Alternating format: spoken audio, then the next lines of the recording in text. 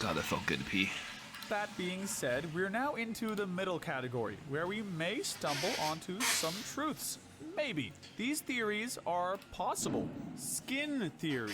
You've probably heard of this one already since it gained huge amounts of popularity in the last couple of years. But the skin theory is the collection of numerous repeated instances within the show's first 4 seasons where the characters are seen ripping off their skin or putting on costumes of other fish. Doug Woolever, the creator of this theory, suggests that this repetitious gag is actually a deliberate choice made by Steven Hillenburg as a metatextual layer of the show. It implies that the characters aren't really fish, but rather humans pretending to be underwater sea dwellers. This idea is undoubtedly intriguing, but the clues are vague and broad.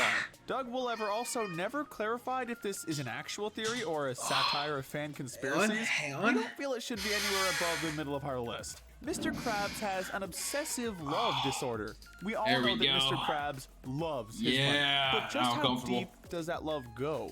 YouTuber The Theorizer suggests that it goes far deeper than typical greediness. I don't think so. I'm pretty fucking greedy. Eugene's childhood filled with poverty, bullying, and social isolation. I have all 3 of those. The theory states that after Eugene theory, lost Plankton, his only true friend, he developed an obsessive infatuation for money, personifying it to make up for the emptiness of his life. In short, he is literally in love with the concept of money and the physical product. I mean, aren't we all, though? The show deliberately has a lot of instances that support this theory, like the mention of him that note, make sure you guys into a depression sub to the channel, before he opened the Krusty Krab, which could have magnified his obsession.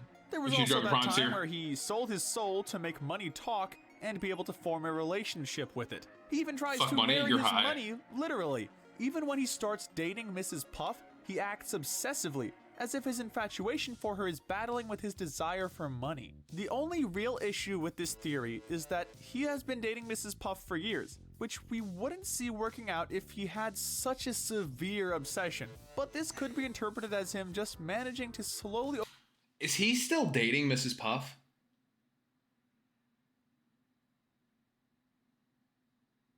Like today? Like on the current episodes being released? Is he still dating Mrs. Puff?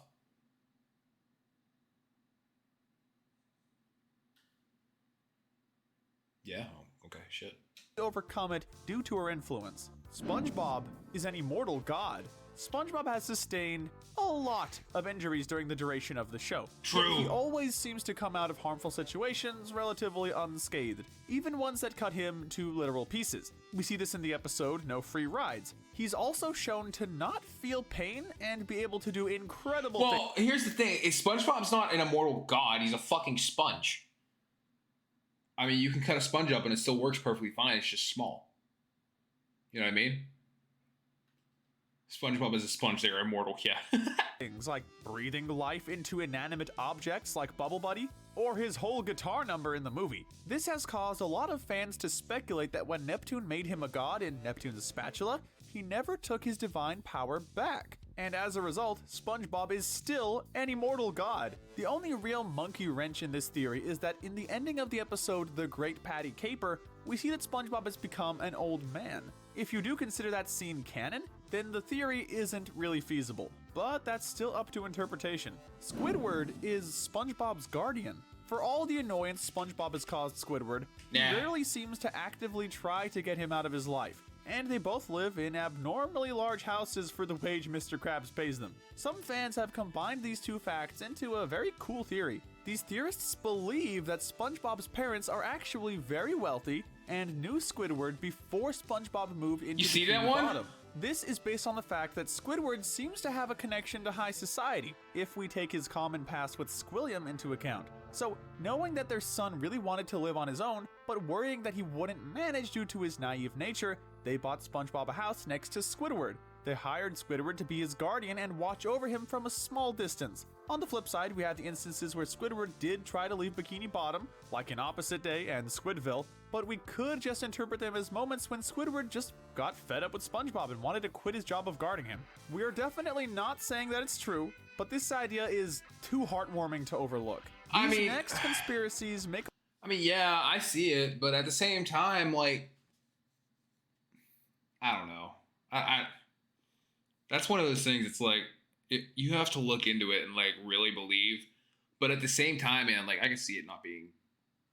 Nah, Squidward's a father figure. I don't think so. I think Squidward's just matured. Squidward is just a matured figure in the scene. Or, all right, let's hear what's the or here. I see. Personally, I just think Squidward is too mature, and that's why he is the way he is with SpongeBob. It's not because he's a figure to him. You know what I mean?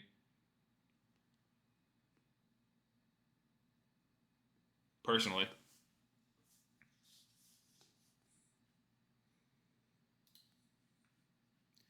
I'm good, yeah, I'm feeling SpongeBob's parents told him to Squidward his food, and Squidward just don't want to eat him yet. I mean, I don't think so. I don't think squids eat sponges, buddy. I mean, they might. I don't know the diet of a squid, but for some reason, I feel like sea sponge isn't in it. A lot of sense. In fact, we think they're more likely to be true than not. These theories are probable. Squilliam is a fraud. Alex Bale's first SpongeBob theory wasn't as good as his other ones, but it still has a lot of merits. His proposition about Squilliam is that he isn't really all that successful nor great. He's just using his wealth to pay people and create circumstances to make himself appear successful and great, just to make Squidward jealous. Alex also suggests that the motive might be that they had been dating in college. Squidward broke his heart, making Squilliam dedicate his life to taking revenge. There are definitely some solid arguments there, like Squilliam obviously setting up the events of band geeks, hoping that Squidward wouldn't manage to create his own band and get embarrassed in public. There's also the entire episode where Squidward teaches at a music school as Squilliam, feeling like an elaborate setup. At the same time though, some of his evidence was based on background fish being used in different roles, something very common in SpongeBob that has no ulterior purpose. Additionally, while Squidward and Squilliam being ex-lovers is a very reasonable and fascinating idea, there isn't enough hard evidence presented to consider it factual. Overall, a solid theory, but not one we can call outright proven. The global warming theory. This theory is basically a metaphor, like the drug theory. However, unlike that one, this fits the show much better. Theorists suggest that SpongeBob is modeled after a kitchen sponge rather than a typical sea sponge because the whole show is a rather sophisticated allegory for the problem of global warming. SpongeBob, being a kitchen sponge, represents pollution. He works for Mr. Krabs, who represents large corporations responsible for the pollution of the environment, and they don't care how much they waste as long as they profit. Patrick represents the apathy the majority of Western civilization has toward the problem. Squidward represents liberalism. He is into art and culture, but his interests are constantly ignored by those around him. Squidward is forced to work for the corporations he hates. SpongeBob's driving tests are even theorized to represent environmental standards that we keep failing to reach. Given Mr. Hillenburg's scientific background, it isn't hard for us to believe that he intentionally put this message in his show. Secret Box and the Donut of Shame are connected. In the episode Secret Box, we learn that Patrick has an embarrassing snapshot of SpongeBob from the Christmas party in his possession. Some fans theorize that this photo may have come from the episode Donut of Shame, where SpongeBob and Patrick are seen being wasted after a big party. The only issue with this theory is that the party mentioned in Secret Box is said to occur during Christmas. On the other hand, the timing in Donut of Shame is unspecified, so of course that doesn't mean it didn't take place near Christmas. Karate Choppers is a metaphor for sex. Karate Choppers is an iconic and very funny episode about SpongeBob and Sandy's obsession with karate. But some fans went a little deeper, believing the whole episode to be a metaphor for a sex-obsessed couple. After all, in this episode we first see that SpongeBob expected Sandy to already be in his home waiting for him to come back and engage in some karate action. And when they do start fighting, SpongeBob says, "Safety first," winking at the audience. Just a second. Safety first! We also see that his karate obsession even causes SpongeBob to underperform at work, to the point where he literally imagines Sandy being there and winking at him. But the most important evidence comes from the end of the episode where they go in the park trying to distract themselves from their karate obsession. They end up succumbing to it, having karate all over the park. The session ends in a way that is really reminiscent of Pillow Talk, with SpongeBob even wondering if Mr. Krabs ever does karate. It's a question that would make way more sense in the context of this metaphor. Yeah. Seeing that old SpongeBob very often made explicit allusions to jokes like that, we think it's very likely this theory actually has truth to it. Patrick and Sandy? Yeah, no, I could definitely see that. I'm gonna start asking people if they want to do some karate. Wink, you know. Hey, baby, you want to go do some karate in the park? Hate each other. For all the time they spend together, Sandy and Patrick don't seem to be very fond of each other. They often get at odds with each other about SpongeBob, like in the episode Suds. Patrick often finds chances to bully Sandy, like in the episodes Texas, Band Geeks, and Squirrel Jokes. For that reason, Sandy often seems visibly annoyed by Patrick's behavior. Redditor Van Harde Opencart suggests that this That's a crazy mutual fucking disdain name. Holy connects shit. to another theory that we'll get to. According to this theory, Patrick is smarter than he lets on. So Sandy hates we all Patrick know because that. she sees through this act. And Patrick hates Sandy because she's getting SpongeBob out of his negative influence. They just tolerate each other for their mutual friend's sake. Whether that theory is true or not depends on whether one believes that Patrick is a jerk. But it's definitely one to contemplate on. Neptune and Poseidon. One of the most head-scratching Poseidon in the aspects of movie? SpongeBob is the simultaneous existence of both Neptune and Poseidon, ever since the movie Sponge on the Run came out. Most fans assume that this movie and the Camp Coral spinoff that connects to it take place in an alternate universe from the main show. This could explain the inconsistency if it wasn't for the fact that Poseidon is directly mentioned in the episode Spongehenge.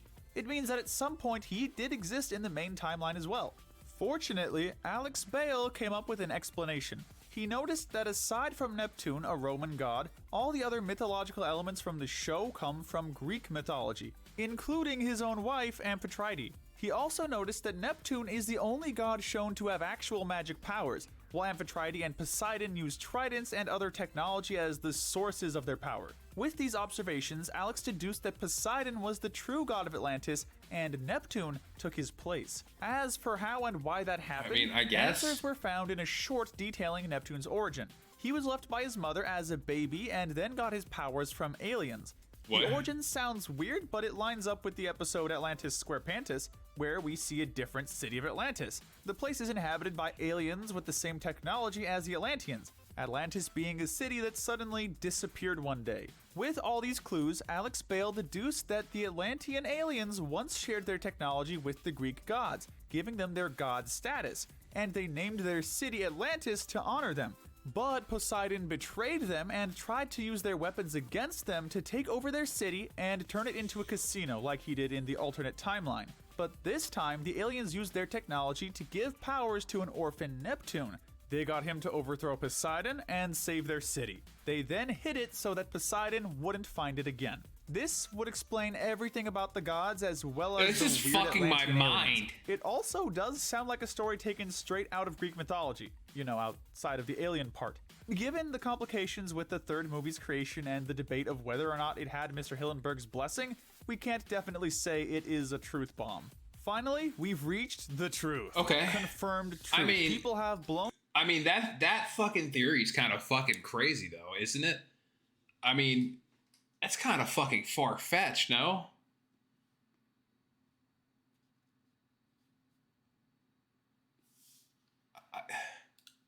I don't know. I don't know. That's... that got me kind of fucked up, I ain't gonna lie to you. Neptune and Poseidon existing in one timeline. What the fuck? Okay, now we have the truth bombs, though. All right. I'm gonna stop this recording and restart real quick.